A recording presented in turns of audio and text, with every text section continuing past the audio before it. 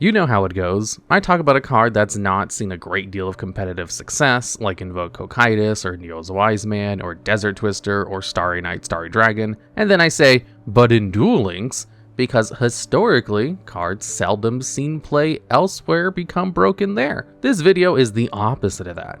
Here are 10 great cards from the TCG that just aren't as good in Duel Links. And kicking out this is number 10, we have an old staple normal trap, Sakuretsu Armor. First released into the TCG as part of the 2003 Star Crisis set, Sakuretsu Armor has a very simple effect. When an opponent's monster declares an attack, you can target and destroy that monster. On release, this trap had a lot of things going well for it. First, accessibility. At common rarity, assembling a playset wasn't super difficult or costly. Second, ease of use. As a removal trap from classic Yu-Gi-Oh!, Sakuretsu Armor did have some competition. Bottomless Trap Hole released a couple of months earlier and could banish instead of just destroy. But it couldn't be used against cards that were already on the board. Widespread Ruin released a couple of months later and had the benefit of destroying without targeting. But that came at the cost of forcing your target, making Sakuretsu Armor often the more flexible option. Mirror Force might have been a turbocharged, non-targeting AoE Sakuretsu, but it was also restricted to one copy or just banned outright for many years. Sakuretsu Armor did its job, whether you drew it early before your opponent could set up their board, or late while staring down a horde of monsters. Although Sakuretsu Armor would get directly power crept by the release of Dimensional Prison, it remains a decent tech for GOAT format decks and probably always will. So why did this card underperform in Duel Links relative to its storied progression throughout classic Yu-Gi-Oh? Well, there's a thing that sometimes happens in Duel Links, where good cards from the TCG release after the time when they would have been good on the platform. There are a number of reasons why this might occur. There are a ton of Yu-Gi-Oh cards out there, and boxes only release so fast as one. Another might be noting that said card's TCG strength, Konami was wary of its impact on the Duel Links meta. A third possibility might be that nostalgic cards draw players to boxes. So it makes sense from a marketing perspective to parcel them out over time to maximize player investment. Regardless of why, Sakuretsu Armor released too late to be properly good in Duel Links. In November of 2018, it entered the game as a UR in the Blackstorm Rising main box. Alongside Sakuretsu Armor, this box introduced Black Wings and Dragunities, plus legacy support for popular Duel Links archetypes like Harpies and Gladiator Beasts. Sakuretsu Armor saw scattered inclusions in decks successfully able to climb the ladder to King of Games, but never found a consistent home in any strategy. And it probably didn't help that this same box introduced Harpy's Hunting Ground, a decent Sakuretsu Armor counter. Sakuretsu Armor takes number spot on this list because it's a good introduction to the trend of decent cards arriving too late to be competitive in Duel Links, and because it did actually see some play. It wasn't bad, just not good enough, which is much worse than the stellar performance of its TCG heyday. Are you shocked to see this lightning-wieldy OG single tribute beast stick land at spot number 9? Summon Skull is a level 6 Dark Fiend with 2500 attack and 1200 defense that first released into the TCG as part of the 2002 starter deck Yugi, and was reprinted shortly after with the Metal Raiders. While it has no effect, 2500 attack at a level lower than 7 was more than enough to be fantastic in 2002. Even better, its place in a starter deck made it an equalizing force on the playground. No matter how new your opponent, they probably had one lurking somewhere in their deck. Unlike Sakuretsu Armor, Summon Skull also released pretty early in the lifespan of Duel Links.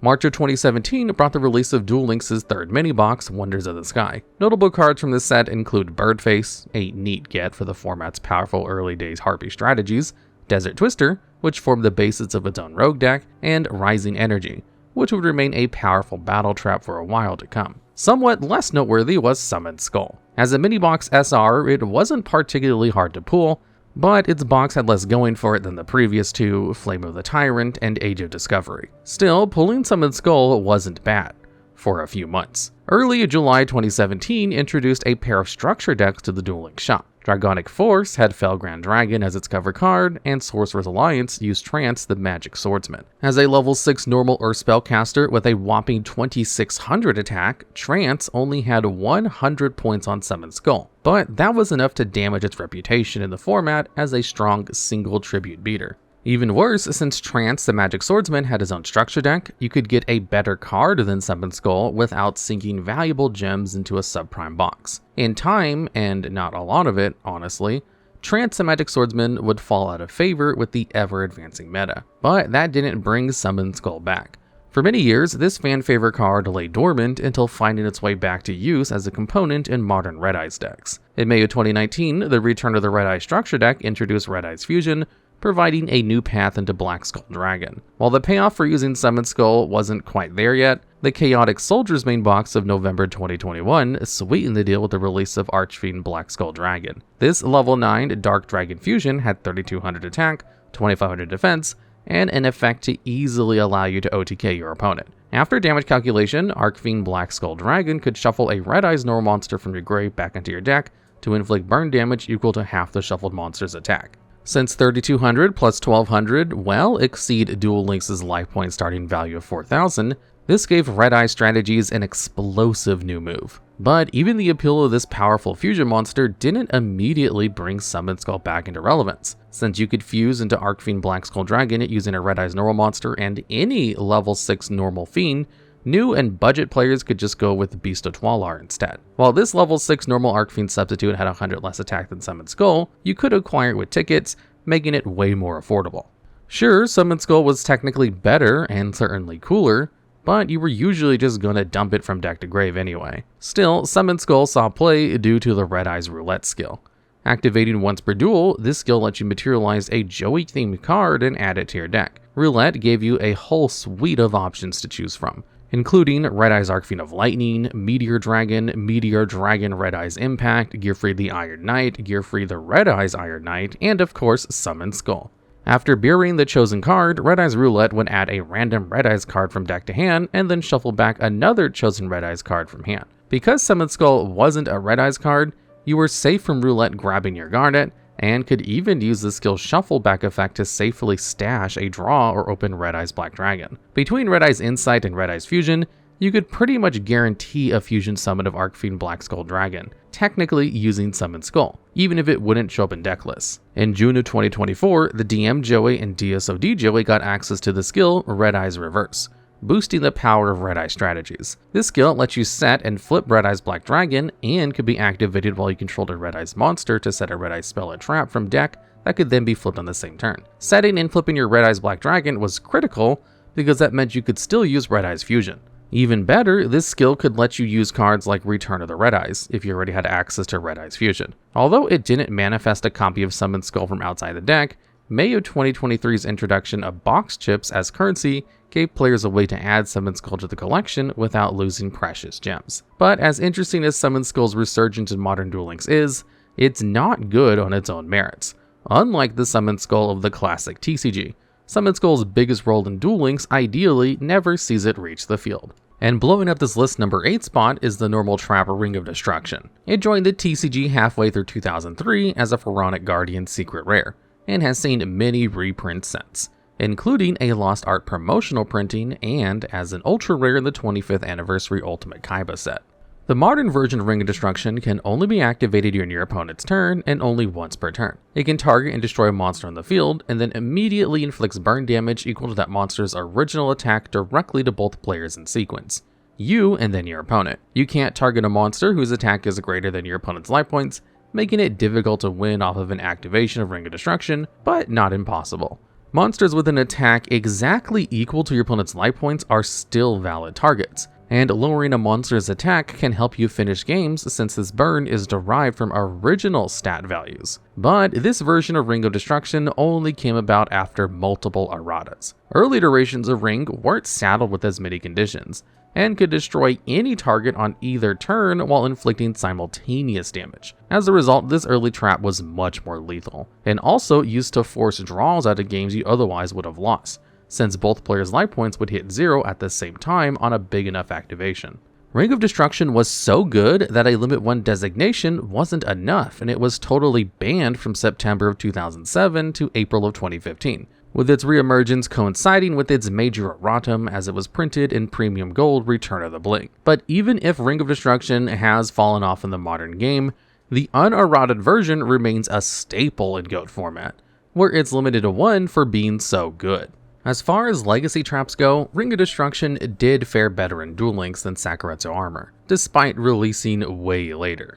It's honestly pretty good and does see competitive play, both in rogue strategies like Trap Card Burn using Odeon's Chain Reaction skill, and also in slower meta decks like Ghost Trick. But even though it's decent, Ring of Destruction is simply not the force it was in the TCG, and likely never will be. It released in February 2023 as a UR in the Raiders Requiem main box, with all of its TCG erratas already loaded, meaning that the deadly potential of its GOAT format heyday is totally locked away. But there's another component to consider. After the combo of Lava Golem and Yami Merrick's pre-errata Shadow Game skill momentarily broke Duel Links in mid to late 2017, Konami came down hard on burn damage, having all future instances of burn damage in the game with a Lava Golem grandfathered in for being too good. Ring of Destruction is an unfortunate casualty of this. Not only can it still not target monsters with attack greater than your opponent's life points, but it only inflicts half the monster's original value as burn damage. This makes it way harder to end games with Ring of Destruction, since the original attack of the targeted monster would have to be double your opponent's remaining life points, with current attack less than the remaining life points. Again, while technically possible, we're getting a little silly here. Ultimately, the value of Ring of Destruction in Duel Links is its removal rather than chip damage or finish utility, which is historically very different from the legacy of Ring of Destruction in the TCG. And rounded off this list at number 7, we have the Winged Dragon of Ra Sphere mode, which is a level 10 Divine Attribute Divine Beast with question mark attack and defense. First released into the TCG in 2015 with Duelist Pack Battle City, Sphere mode immediately saw a large amount of competitive play. It can't be special summoned, but can be tributed to either field by tributing 3 monsters from that side of the field.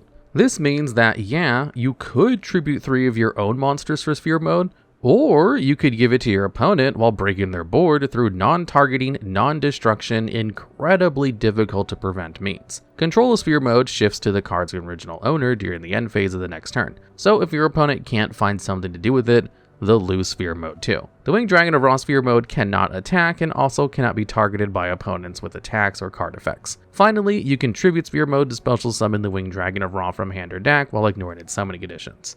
After this, the original attack of the Winged Dragon of Ra becomes 4,000. Of course, most people aren't running the Winged Dragon of Ra, and the typical value proposition of Sphere mode is clearing 3 of your opponent's monsters. In Duel Links, the Winged Dragon of Ra Sphere mode released on New Year's Eve 2023 as a UR in the main box Phoenix Blaze. Off the jump, Sphere mode did see significant competitive play in dedicated Ra strategies, using Ra's historically less loved Immortal Phoenix form. These decks were enabled by Yami Merrick's new skill, Immortal Sun God. This skill has 2 effects that can each be used once per duel. The first effect lets you send the Winged Dragon of Ra or a card containing its name from hand to grave to add the Winged Dragon of Ra or a card mentioning it, or Monster Reborn from your deck to your hand. The second effect lets you add a copy of Monster Reborn from graveyard to hand while you control the Winged Dragon of Ra, or another Divine Beast containing that name. The skill comes with a few restrictions too. Firstly, you're totally locked out of special summoning all monsters that are not the Winged Dragon of Ra, or ones that mention the Winged Dragon of Ra. Finally, you also have to banish any copies of Sphere mode from your side of the field during the end phase of the turn that they were special summoned. With consistency enabled by cards like the True Sun God, Millennium Revelation, and Darkspell Regeneration, this deck was a pretty strong OTK strategy designed to end your opponent fast before you run out of gas. The main function of Sphere mode in this deck is to have something for your Immortal Phoenix to float into during the end phase, and not so much for its ability to break boards. That the Winged Dragon of All Sphere mode hasn't seen a large degree of competitive use is interesting, given the huge success of Lava Golem in Duel Links. On paper, Sphere mode's payoff is bigger than Lava Golem, since it clears more cards. But that's also the problem. If your opponent only has 2 monsters on board, Sphere mode is dead in hand. This is an even bigger problem in Duel Links, where a reduced starting hand and field size often result in less bodies on the field during the end phase. It still sees play, especially in response to meta decks that love putting up a bunch of bodies.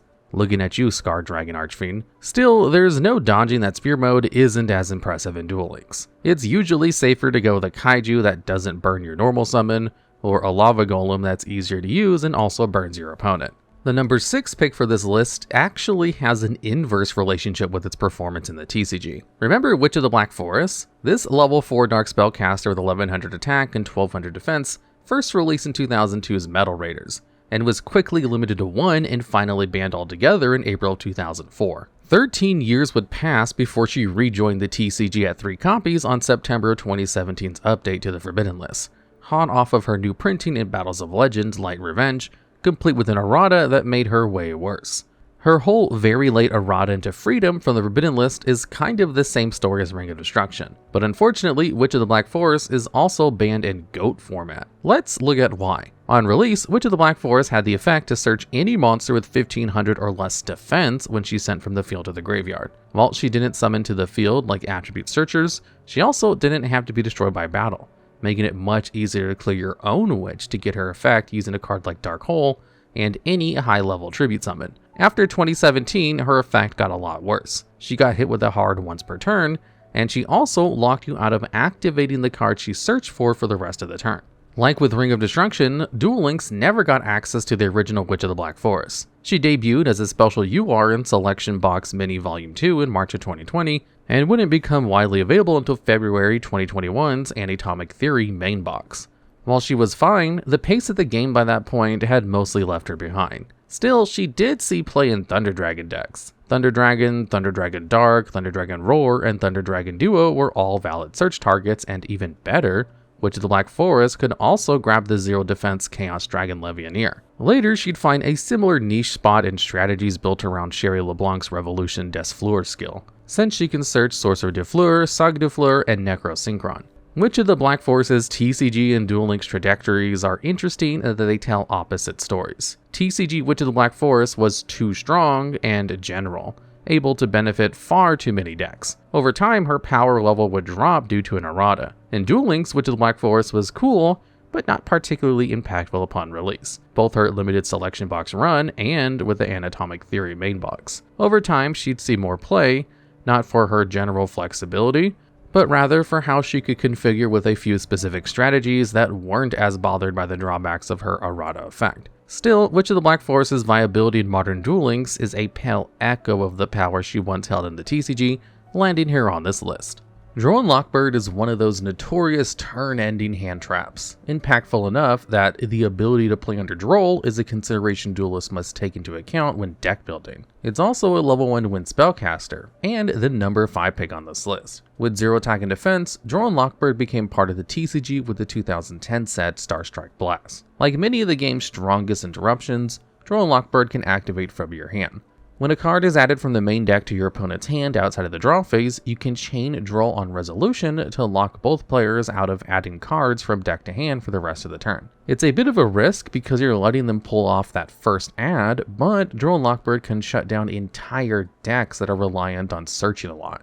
This high impact potential has seen it become a mainstay in both side and main decks as crucial non-engine for basically any strategy that can afford to run it. But in Duel Links, Droll and Lockbird isn't so essential. Releasing as a UR in the Future Circuit main box on New Year's Eve 2022, Droll and Lockbird didn't make much of a splash and really hasn't since. There are a couple of factors working against Droll and Lockbird in the format. While the slightly condensed starting hand might seem to emphasize the value of search, the much smaller deck size makes it much easier to see copies of cards in a given game. While search is very much still a huge part of Duel Links, you won't need as many searches to build your board in the app as you would in the advanced format. This isn't always true, of course, but it's also not Droll's only struggle. Duel Links is full of powerful skills that ensure access to key cards. Red Eyes Reverse, Battle Chronicle, Spiral leading to Dragon Champion, and Determination to Fight are just a few such skills. There are really so many. Droll and Lockbird is usually ineffective at countering skill-based decks because many of their searches aren't conducted by actual cards, and instead by the mechanics of the skill, which are not blocked by Droll and cannot trigger it. But while you might not see much of Droll and Lockbird on the latter, it's an important counter card to deploy against specific search-happy strategies. As a result, Droll and Lockbird has seen considerable side deck experimentation with tournament players, even if the majority of the player base won't encounter it pretty often. The Monarchs have enjoyed cultural footprint in the Yu-Gi-Oh! TCG befitting the royal status. Dedicated Monarch decks were a thing, as were Monarchs married with other strategies, like Frogs and the Frognarchs. Some of them have also been decent situational includes in other strategies, like Caius the Shadow Monarch, this list's number 4 pick. This level 6 Dark Fiend has a traditional Monarch stat line of 2400 attack and 1000 defense, and debuted in 2004 as the cover card for structure deck The Dark Emperor. Caius is really good. Where some Monarchs are a little underpowered and others offer respectable payoff, Caius the Shadow Monarch is phenomenal. On Tribute Summon, Caius can target and banish any card on the field. This is a direct improvement over existing Monarchs like Grandmarg the Rock Monarch, who can target to destroy a set card, and Zaborg the Thunder Monarch, who can target to destroy a monster. Caius isn't restricted as far as targeting, spell and trap cards are fair game, as are any monster, and it also banishes, which is usually more effective removal than destruction. Finally, Caius the Shadow Monarch inflicts 1000 points burn damage to your opponent if the target it banishes is a dark monster. Since Caius can also banish your cards and is itself a dark monster, this little bit of guaranteed burn can become important in the closing seconds of a long Game 3. Over the years, Caius saw large amounts of competitive play in basically any deck that ran Monarchs, and continues to see play in Edison format. While it did fall irrelevance in the advanced TCG over time, Caius is always just one piece of busted Monarch Legacy support away from looming over games once again. Maybe it's already happened by the time you're even watching this video. But in Duel Links, Caius the Shadow Monarch isn't a really big deal. Attainable as a UR as of September 2022 in the Shining Hope main box, Caius did not have the same big entrance that he got in the TCG. Partially overshadowed by Duel Links' introduction of XC summoning, and partially just less versatile in the format, Caius the Shadow Monarch saw odd use, but wasn't instrumental in any meta strategy. With less room on the Duel Links board and less cards in hand, Tribute Summoning was relatively more difficult and costly than in the main game. And introducing a slower monster like Caius in the same snapshot of the game that enabled Utopic Onomatopoeia into Gagaga Mancer to overlay into Gagaga Samurai, who could attack twice per game after clearing threats with Gagaga Bolt, well, it was just never going to work out for Caius. The game had already left him behind on release. But like a lot of favored TCG cards that fell out of Duel Links, Caius would get a second win courtesy of a new skill. June of 2023 introduced Pantheist Revelation, a new Silvio Salvatore skill that added 3 copies of Pantheism of the Monarchs to your deck at the start of the duel, and also had a mid-game activation allowing you to recycle a Vassal and a Monarch spell/trap to search a Monarch and a Monarch spell/trap. The skill was a huge boost to Monarch speed and consistency, since Pantheism of the Monarchs lets you discard another Monarch spell/trap to draw 2, then could banish yourself from grave to reveal 3 Monarch spell/traps from deck, adding one of the chosen by your opponent to the hand. But here's where things get a little embarrassing for the Shadow Monarch. While he did see play in Pantheism Revelation decks, he was totally outshined by Aether, the Heavenly Monarch, and Erebus, the Underworld Monarch. These level 8 Monarchs had effects that triggered on Tribute Summon, and secondary effects that activated from the hand and graveyard respectively, making them much more flexible. The fact that they were level 8 also let them overlay into a Galaxy Eye Cypher Dragon, to Galaxy Eye's Full Armor Photon Dragon, to Galaxy Eye's Cypher Blade Dragon with the Knockout Suite.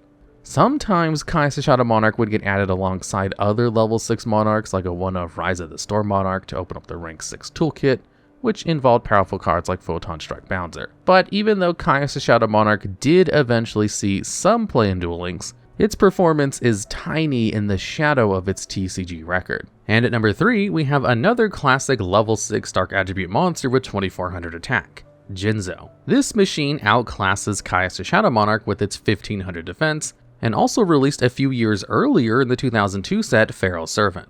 This is noteworthy because it means that Jinzo is legal to play in GOAT format, although limited to 1 copy. But that limitation is because Jinzo is good. 2400 attack is nothing to sneeze at, especially in those early days. And that wasn't even Jinzo's main selling point.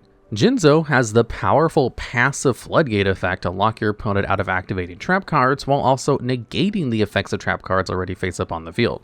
In GOAT format, this was huge. Remember earlier in this video when I talked about Sakuretsu Armor and Ring of Destruction? Jinzo was instant insurance against those 2 powerful traps, and anything else the game might throw at you. In fact, your only trap answer to Jinzo was a counter trap like Solemn Judgment to negate Jinzo's summon rather than respond to it on the field. Like many classically strong cards, Jinzo's utility would diminish over time. As relatively slow trap cards became less and less relevant to the modern game, Jinzo's impact would also dwindle. Duel Links gave Jinzo new hope for reliving its glory days. Strong trap cards were huge in Duel Links' meta for many years, including battle traps like Wall of Disruption, and defensive traps like Windstorm of Ed Aqua and Curse of Anubis. Unfortunately, this didn't really translate to big gains for Jinzo. While it was good against traps, sure, it was still too specialized and expensive to find general use. If your opponent wasn't running traps, you probably weren't going to see a large amount of value from Jinzo. You might see 1 or 2 floating around the ladder, but that made it no different from any other legacy or anime fan favorite. The introduction of the rank 6 Jinzo Layered plus other modern Esper Robo cards like Psychic Mega Cyber and Psychic Bounder synergized with the Supernatural Tactics skill to make it an interesting Jinzo rogue deck. But that was about it until the Pendulum era. Since there were no restrictions on Jinzo summon, Pendulum summoning offered an easier way to find your Jinzo and protect yourself from traps without derailing your primary strategy. Most of Jinzo's Pendulum experimentation came as one-offs in decks using the Yuya Sasaki skill, Raging Pendulum. Designed to optimize your deck to summon Odd Eye's Raging Dragon, this skill lets you add a copy of Odd Eye's Pendulum Dragon and any Pendulum Magician from your deck while you had a Performer Pal, Odd Eyes, or Magician scaled to both Pendulum zones. This strategy carried notes of Jinzo's old function of insurance that you summoned before committing to your push for game, but it was a much smaller niche. Whether it's Book of Eclipse, Eclipse Twins, or Cosmo Dark Eclipser, Eclipse is a pretty stacked word in the context of Yu-Gi-Oh! And that's why I'm going with it for the segue to this list's number 2 pick, Eclipse Wyvern. This is a level 4 light dragon with 1600 attack and 1000 defense, released into the TCG with 2012 structure deck Dragons Collide, alongside cards like Light Pulsar and Dark Flare Dragon. Initially unrestricted at 3 copies, Eclipse Wyvern would remain that way until July 2019 Forbidden List, which super banned it to where Eclipse Wyvern remains to the day of script writing in both TCG and OCG. Let's take a look at the effect. If Eclipse Wyvern is sent to the graveyard, you can banish a level 7 or higher light or dark dragon from your deck. If Eclipse Wyvern is then banished from the grave, you can add that previously banished dragon to your hand. While it's not going to do much on its own, Eclipse Wyvern's versatility made it an incredible consistency card in a number of competitive strategies. Its light attribute and dragon typing made it play super well in both dragons and chaos decks, having particularly strong synergies with Chaos Dragon Legionnaire, an explosive level 8 dark dragon that required you to banish any combination of 3 light or dark monsters from your grave to special summon it from the hand. Eclipse Wyvern was good with Thunder Dragons, Dragon Rulers, Guard Dragons, and also paired very well with powerful cards like White Dragon Wyvern Burster and Black Dragon Cola Serpent. Its lack of a once per turn limitation on either of its effects made it even more flexible. Not only could you just use multiple copies if you wanted, but cards like Chaos Emperor, the Dragon of Armageddon, could instantly recall Eclipse Wyvern back from banishment. So for a card that's so generically good in multiple strategies, why has it seen so little play in Duel Links? It's been around basically forever, first releasing as a UR in April 2018 with the main box Valiant Souls. For a long time, the available card pool just wasn't optimized to find use for Eclipse Wyvern. Individual duelists sometimes found innovative ways to configure it into their builds, but Eclipse Wyvern just didn't exhibit its game-breaking consistency boosting behavior from the real life. As the Duel Links ecosystem progressively became more complex, the option for Eclipse Wyvern gradually opened up, and it still sees some competitive play today, but far from its paper format notoriety. In Duel Links, Eclipse Wyvern is an interesting spice card. It's got odd includes in Gaia the Magical Knight of Dragon decks using the Spiral Leading to Dragon Champion skill, and in Borreload Riot Dragon decks using the skill Borreload Link, and also in a Chaos Bent Revolution Des Floor decks. Duel Links' premier I work with everything strategy. The Spiral Leading to Dragon Champion builds do sometimes run Eclipse Wyvern at 3, but seeing Eclipse Wyvern on the ladder is more likely to evoke a response of, oh yeah, I forgot Duel Links has that card, than, wow, another Eclipse Wyvern player, great. All of this is subject to change, of course. Like many other cards on this list, Eclipse Wyvern is one shakeup away from shaking the dust and reasserting itself as a menace to the meta. Just because it hasn't happened in the last 7 years doesn't mean it won't happen tomorrow. And towering at spot number 1 are the Apoqliphort Towers. This level 10 Earth Machine from 2014's The New Challenger set has 3000 attack and 2600 defense, and a name that has become a Yu-Gi-Oh! Shorthand for a big boss monster that's hard to shake. And that's a reputation that is well deserved. If Apoqliphort Towers is normal summoned or set, it's unaffected by spell and trap cards, and also resists the activated effects of monsters with a level or rank lower than its own. Though the Towers remains vulnerable to removal by battle, 3000 is a premium stat line, and Towers also carries a passive effect to lower the attack and defense of all special summoned monsters by 500. Notably, this doesn't apply to Apoqliphort Towers itself, since it actually can't be special summoned and must instead be brought out by offering 3 Clee monsters as tribute. Finally, Apoqliphort Towers has a once per turn ignition effect, forcing your opponent to send a monster of their choice from hand or field to the graveyard. Facing down a Towers in the mid-20 teens was an intimidating proposition. It was a big body that said, if you can't out me, I'm going to destroy you and I'm really hard to out. After a short stint at 3 on release, Towers was quickly banned in the TCG by the November 2015 Forbidden List, though it would return to the game by February 2018 when the advanced state of the game gave duelists more tools to dismantle it. Towers had already cemented its spot in Yu-Gi-Oh! Infamy. Perhaps wary of adding another unoutable boss after having to ban Invoked Cocytus for many years, Duel Links didn't get access to Towers until late March 2024 as an SR in the Striker expansion main box. Many other Apoqliphort monsters had long been part of the game, and the Apoqliphort decks that did manage to see competitive success typically eschewed Towers for a more control-focused Pendulum endboard. They'd often use Summoner's Art to increase the consistency of Scout, and would even opt into the Monarch's Pantheism Revelation skill to capitalize on the Apoqliphort's preference for tribute summoning and disdain for the extra deck. Interestingly, the Apoqliphorts did get access to a legacy archive skill of their own. Fortress Bound to Shadows was added around the same time as Towers, and can be used by every character, though it mostly isn't. It provides your field with built-in pendulum zones and also has a repeating effect during each of your end phases to increase your life points by 800 times the number of sacrifices you offered for a tribute that turn. While this does let you recoup the cost of Apoqliphort Scout's Search effect, it doesn't really boost the consistency of Apoqliphort strategies. In fact, far from helping Towers, the skill system diminishes its utility. In some respects, Towers and Droll and Lockbird are kind of in a similar Duel Links pickle. They are both designed around limiting your opponent's play by creating conditions under which they are unable to assemble a winning board. Though these two cards take different approaches, many skills can quickly break their hold. Outing Towers in Duel Links is as easy as normal summoning Blue Eyes White Dragon using the Battle Chronicle skill, or using Dragonic Contact to turbo Rainbow Neos. Droll fares a little better than Towers, but that's mostly because it represents less investment. If your opponent can play around your Droll, you're only down 1 card.